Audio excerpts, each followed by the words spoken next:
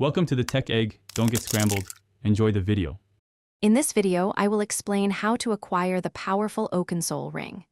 This mythic item is a game changer for many builds, especially one-bar setups, offering numerous buffs.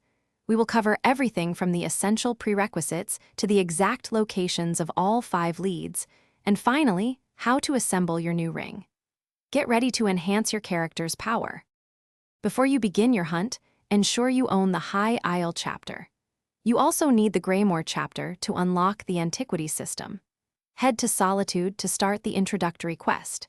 It is crucial to level your scrying and excavation skill lines to at least rank 7 and acquire the Antiquarian Insight 4 passive, as the Oakensoul leads are of master difficulty. Let's dive into finding 4 of the 5 leads. First, defeat the Titanclaw world boss at Mudcrab Beach in Stormhaven for the Larimer gems. Next, farm any enemy in Malleable Tor for the sacred resin. Velen Harbor is a good spot. Then, harvest blacksmithing ore nodes across Glenumbra for the stone shank frame.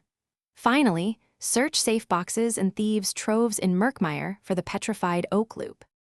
The final lead, igneous inlays, drops from volcanic vents found throughout High Isle and Aminos. Once you have all 5 gold quality leads, use your scrying skill to locate their dig sites within High Isle. Successfully excavate each fragment, and the Oakensoul Ring will automatically appear in your inventory. Now you are ready to unleash its full power on your one-bar builds. Thanks for watching. Consider subscribing if I helped unscramble your problems.